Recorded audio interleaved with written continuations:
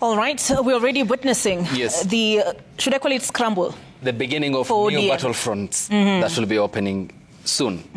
So Ruth Odinga, in her speech, I think, started it off by saying ODM should remain united, and thereafter the political statements were made despite the admonishment of the Deputy President Kithure Kindiki. But let's have the expert weigh in. We have with us in studio Professor Karuti Kanyinga, who is a governance and development specialist.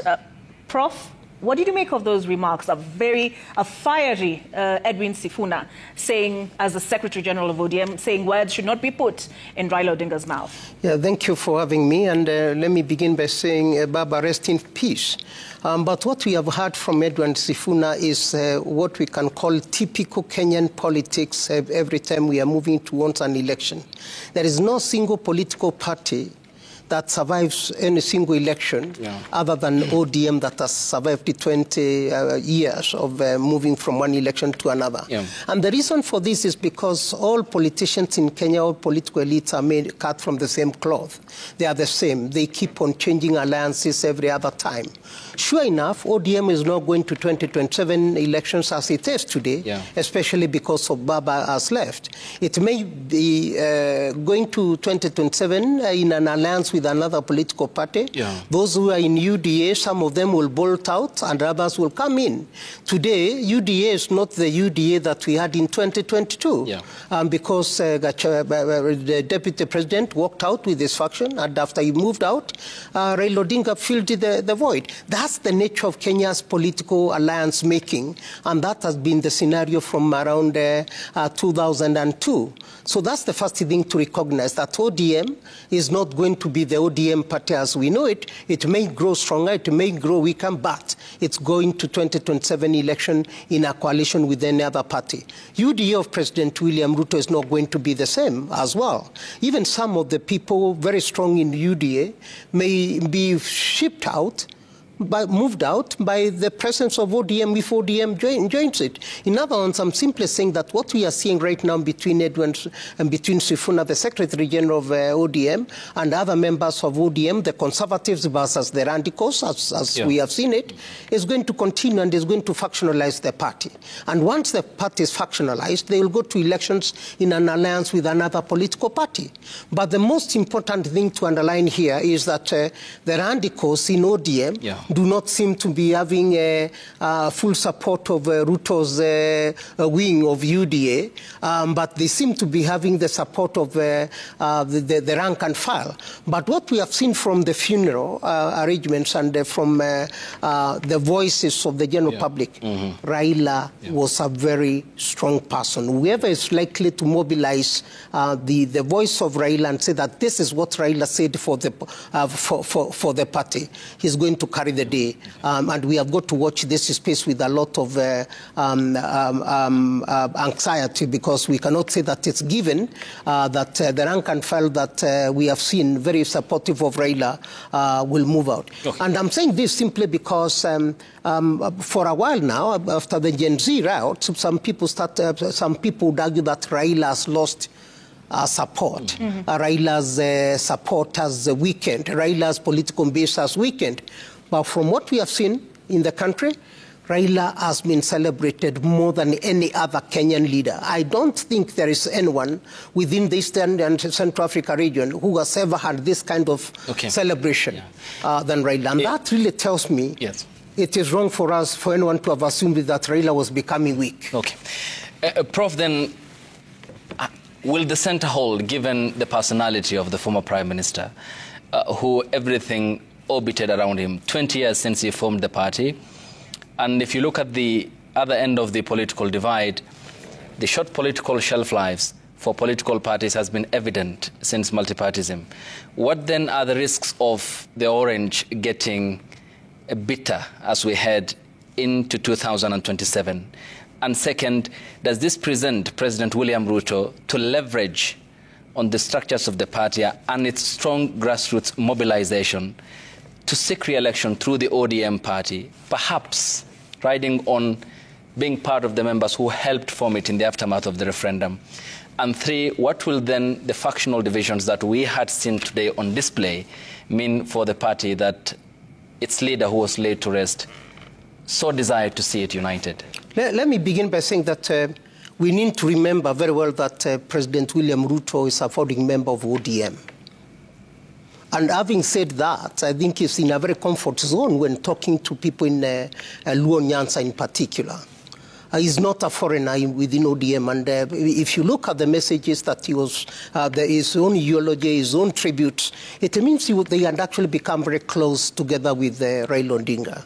And that's something we have got to bear in mind, that actually they had patched their differences, and once they had patched their differences, there are certain members and leadership within Luo Nyanza who have taken it very seriously, that this is the kind of person to support. So that's the first thing we have got to say, that even if Raila has been laid to rest, I think Luo Nyanza seems to be very comfortable with Ruto, given their own history of having been in ODM together, other than in the past 2 or 3 elections that they have been out of each other. But they have made they have patched their differences. They have been talking at a personal level. He mentioned that he had a dinner with him. I think we have got to watch that space with a lot of interest, that Ruto may be taking ODM rather than taking UDA. And I think that this is a space to watch. And as I have said earlier, the radicals within ODM and the conservatives within ODM are the 2 forces that are fighting. And it might be interesting to see the radicals like Sifuna, Orengo, and ask what kind of command do they have on the rank and file of the members.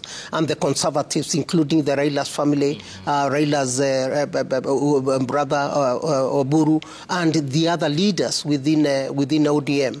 And I think the die is cast. The radicals may be losing, and they may want to form alliances with the others. Yeah. And that's what usually happens to big parties.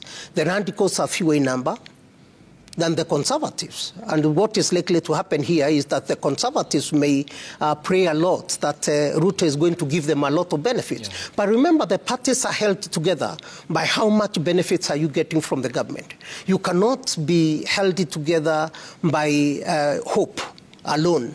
But now if President Ruto can be able to say, these are the kind of benefits that I'm giving and throwing over to ODM faction, sure enough, he's likely to carry the day. Because there is no single political leader who would like to wait for a chance for benefits and let it disappear like that. Yeah. And Ruto has known that. He's likely to throw a lot of patronage resources on their side, and the die will be cast. All right. So Raila Odinga not only leaves a vacuum on, in his political party, right? On the national stage, just looking at the reports we've already aired, this is a man who was described as a stabilizer, because we saw him stabilize not only Daniel Toroitich arap Moi's government, we saw him come in, he said Kibaki Tosha. He's the same gentleman who had 2 handshakes, one with Uhuru Kenyatta and thereafter with William Ruto under this broad-based arrangement. So what vacuum, in your expert opinion, does he leave on the national stage? He leaves a very big vacuum because when you look at the opposition leaders, other people who are not in government, and you ask yourself what kind of national stature they have, none of them can claim credit to be a national leader whose support cuts across the entire country, and the people who can be mobilized, who can have support mobilized by virtually everyone. Raila has got support across the country. There are many people in different regions of the country who can drive for Raila.